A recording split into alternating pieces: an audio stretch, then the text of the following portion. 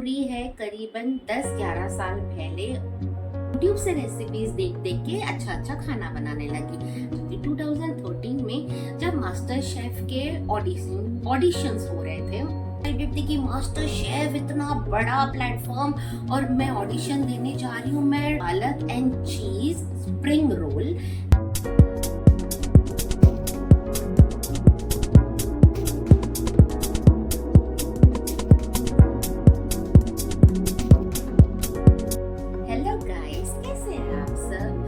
मालूम है मैंने 3 दिनों से ब्लॉग डाले नहीं है क्योंकि एक्चुअली नवरात्र चल रहे हैं और नवरात्र में अखंड ज्योत रहती है, इसलिए मैं बाहर कहीं नहीं जा सकती और घर में मैं कितना शूट करके कितना करूं। और इसीलिए मैंने सोचा कि आज का ब्लॉग कुछ डिफरेंट करते हैं। आज होगा स्टोरी टेलिंग ब्लॉग। मेरी एक स्टोरी है, वैसे तो मेरी बहुत सारी स्टोरी, बट एक इंटरेस्टिंग स्टोरी है, वो मैं आप सबके साथ शेयर करना चाहती हूँ। ये स्टोरी है करीबन 10-11 साल पहले 2013 या 2013 का ये स्टोरी है, ठीक है। मुझे खाना बनाने का शौक बचपन से है। जब मैं 8th स्टैंडर्ड में थी, मतलब मैं जब 14 इयर्स की थी, तब से मुझे खाना बनाने का बहुत शौक था। तब तो ना यूट्यूब होता था, ना कोई व्हाट्सएप होता था, ना इंस्टाग्राम, ना फेसबुक, कुछ नहीं होता था। तब तरला दलाल, संजीव कपूर, इनकी बुक्स आती थी, उसमें से मैं रेसिपीज देख देख के बनाती थी खाना, क्योंकि मुझे बहुत शौक था। और मेरी मॉम जब किटी पार्टीज अरेंज करती थी तो स्पेशली मुझे बोलती थी कि तू इतना अच्छा खाना बनाती है तो तू सारा मेन्यू डिसाइड कर, तू सारा खाना बना। तो मैं इतनी फेमस हो गई थी, शादी से पहले की बात कर रही हूँ, मैं अपने मॉम की किटी पार्टी पे इतनी फेमस हो गई थी कि हर कोई मुझे बोलता था कि वाओ 14 साल की बच्ची, 15 साल की बच्ची, क्या तो खाना बना रही, क्या तो वो खाना बना रही। बेसिकली ये सब शौक वाली बात है, मतलब मुझे खाना बनाने का शौक बचपन से था, ठीक है। जब मैंने शादी करी तो मुझे ससुराल वाले भी कुछ ऐसे मिले जिनको खाना खाने का बहुत शौक था। तो ऑब्वियसली जिनको खाना खाने का शौक होता है उनको मैं मिल गई खाना अच्छा बनाने वाली। तो इसलिए मैंने अपना प्रोफेशन नहीं बोलेंगे, अपनी जो एक हॉबी थी उसको मैंने और आगे बढ़ाया और अच्छा खाना बनाने लग गई। और धीरे धीरे सोशल मीडिया आने लगा, यूट्यूब आने लगा, तो फिर वो बुक्स, रेसिपीज, वो सब पीछे छूटने लगी। फिर मैं यूट्यूब से रेसिपीज देख देख के अच्छा खाना बनाने लगी। मुझे मास्टर शेफ का मे बी 3rd सीजन था, आई थिंक 2nd या 3rd सीजन था, उसकी मैं आपको एक स्टोरी सुनाना चाहती हूँ। 2013 में जब मास्टर शेफ के ऑडिशंस हो रहे थे तो मेरे हस्बैंड ने बोला कि तू इतना अच्छा खाना बनाती है तो तू मास्टर शेफ का ऑडिशंस क्यों नहीं देती है। बट तब मेरी बेटी बहुत छोटी थी, वो 3 साल की थी, तो मुझे लग रहा था कि मैं अपनी बेटी को छोड़ के, क्योंकि ऑडिशंस में बहुत टाइम लग जाता है, सुबह से लेकर शाम हो जाती है, क्योंकि बहुत लंबी लाइन होती है। तो एक माँ का दिल बिल्कुल नहीं चाह रहा था कि अपनी छोटी बेटी को छोड़ के मैं ऑडिशंस देने जाऊँ।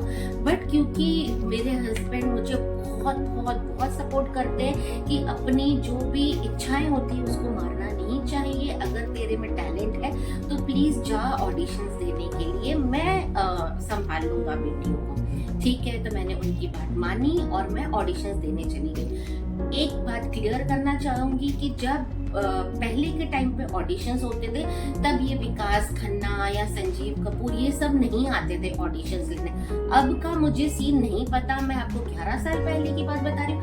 अब एक्चुअल में वो आते हैं कि पहले सब शेफ होते हैं और फिर उनका जो बचा हुआ जो बंच होता है उसको, जो सिलेक्टेड रहते हैं उसको ये करते हैं। इन सब का मुझे कुछ भी नहीं मालूम, पर मैंने जब ऑडिशंस दिए थे तब 3 सब शेफ बैठे थे जो मे बी उनके असिस्टेंट होंगे या बॉम्बे के कोई शेफ होंगे, नामी ग्रामी नहीं होंगे पर शेफ होंगे। उन्होंने मेरा ऑडिशन लिया था। तो रूल था कि खाना घर से बनाकर आना है और वहां पे आपको माइक्रोवेव मिलेगा खाना गर्म करने के लिए और एक डिश बनाकर जानी है। बट क्योंकि मैं इतनी एक्साइटेड थी कि मास्टर शेफ इतना बड़ा प्लेटफॉर्म और मैं ऑडिशन देने जा रही हूँ, मैं टॉप ऑफ द वर्ल्ड, मतलब क्लाउड 9 पे थी कि नहीं, मैं एक डिश नहीं बनाकर जाऊंगी, मैं 2 डिश बनाकर कर जाऊंगी। देखते हैं जो अच्छा लगा, क्योंकि मुझे दिल से ऑडिशन पास करना था, इसलिए मेरी बहुत इच्छा थी कि मैं 2 डिश बना कर जाऊँ। तो मैं फर्स्ट डिश बना के गई थी पालक एंड चीज स्प्रिंग रोल, एंड दूसरी डिश में बना के गई थी मलाई पनीर ग्रेवी वाला, ठीक है। बट सुबह में गई थी 8 बजे और मेरा नंबर ऑलमोस्ट 2 या 3 बजे लगा, क्योंकि वहाँ पे बहुत ज्यादा रश होती है ना, कि आप किसी को कुछ बोल नहीं सकते हो कि मेरा लेट क्यों हो रहा है या क्या, आप सबको नंबर वाइज ही जाना। जब मेरा नंबर आया, नो स्टेज डेयरिंग एंड इतनी घबराहट कि मैं ऑडिशन में बोलूं क्या और क्या करूं। सबसे फर्स्ट क्वेश्चन, वो 3 जजेस थे, टेक्निकली मुझे उनका नाम भी नहीं पता क्योंकि वो सू शेफ्स थे बेसिकली। तो उसमें से किसी एक शेफ ने मुझे बोला कि आप 2 डिश क्यों लेकर आए हैं, जबकि रूल है 1 डिश लेकर आने का। तो मैं उसका क्या जवाब दूं, मुझे समझ में ही नहीं आ रहा था। मैंने बोला क्योंकि मुझे कोई भी हालत में ये ऑडिशन पास करना है, इसलिए मैं 2 डिश लेकर आई हूँ, ताकि अगर एक नहीं पसंद आ रही है तो दूसरी पसंद आ जाए। This was very lame answer, मुझे नहीं देना चाहिए था, बट स्टिल क्योंकि वो लोग समझ गए कि मैं घबरा रही हूँ शायद, इसलिए उन्होंने स्ट्रेट फॉरवर्ड नेक्स्ट सेंटेंस उनका ये था कि सो सॉरी, हमारा रूल है हम एक डिश ही टेस्ट करेंगे, यू डिसाइड कि इन दोनों में से हम कौन से डिश टेस्ट करें। उन्होंने बॉल मेरे कोर्ट में डाल दिया। अब मैं तो कॉन्फिडेंस थी कि भैया मेरी तो मलाई पनीर भी बहुत अच्छा है, मेरा चीज पालक स्प्रिंग रोल भी बहुत अच्छा है, तो मैं कौन सा डिश टेस्ट करवाऊं। माता रानी का नाम लिया कि क्या बोलूं। तो मैंने सोचा कि स्प्रिंग रोल तो मैंने माइक्रोवेव में गरम किया है, तो वो ऑब्वियसली थोड़ा तो सौगे हो ही गया होगा, तो इट्स बेटर कि मैं उनको बोलूं कि आप मलाई पनीर टेस्ट कीजिए। तो मैंने उनको बोला कि आप मलाई पनीर टेस्ट कीजिए, ठीक है। तीनों ने टेस्ट किया और ऑब्वियसली उनका रूल है, वो तभी के तभी कुछ नहीं बताते। तीनों को अच्छी लगी, उनके चेहरे से मुझे लगा बहुत अच्छी लगी। उन्होंने बोला कि आपको आंसर नेक्स्ट राउंड में मिल जाएगा या कॉल करके मिल जाएगा। 1 दिन 2 दिन 15 दिन 20 दिन कोई कॉल ही नहीं आया। मेरा दिल टूट गया कि कॉल नहीं आया। इट मीन्स कि मैं सिलेक्ट नहीं हुई हूँ। मेरा दिल बहुत टूट गया। मेरे हस्बैंड ने मुझे बहुत मोटिवेशन किया कि तो क्या हुआ, फोन नहीं आया तो नेक्स्ट सीजन में चले जाना, ऑडिशंस देती रहे, तू अपने मेहनत करती रह, तू अपने कर्म करती रहे, फल की इच्छा क्यों कर रही है, माता रानी को जो देना होगा दे देगी। बट मेरे अंदर की माँ ऐसे मतलब मुझे ऐसे लग रहा था कि मैं अपनी छोटी सी बेटी को पूरा दिन अकेला छोड़ के गई और कोई आंसर ही नहीं है। पता नहीं क्यों मैं अंदर से बहुत टूट गई थी, ठीक है। तो उसके बाद 1 महीना हो गया, मैं तब जाती थी एक जुम्बा क्लास, ठीक है। 11 to 12 में जाती थी जुम्बा क्लास। 20-25 डेज हो गए थे और लगभग 11 to 12 में जाती थी जुम्बा क्लास। 11:20 या 25 को मुझे एक कॉल आया कि मैम आप नेक्स्ट राउंड के लिए सिलेक्ट हो गई है, आपको मालूम नहीं है क्या, आपको कोई कॉल आया नहीं है क्या, आप आए नहीं हो। मैंने कहा नेक्स्ट राउंड के लिए मैं सिलेक्ट हो गई, मुझे तो कोई कॉल नहीं आया। बोले आपको मेल आया होगा, आपने मेल चेक नहीं किया, और मुझे तो आदत थी ही नहीं मेल चेक करने की। मैंने बोला नहीं, मुझे तो नहीं मालूम। तो उन्होंने बोला कि 12 बजे आपको आना है, जो सिलेक्टेड स्टूडेंट्स है आपको 12 बजे आना है और आपको घर से डिश बना कर आनी है। मैं ऑलरेडी जुम्बा क्लास में हूँ, 11:25 हो रहा है, मैं कब घर जाऊं, कब डिश प्रिपेयर करूं और कब प्रेजेंट करने जाऊं। मतलब मेरा दिमाग चकरा गया कि मैं करूं तो करूं क्या।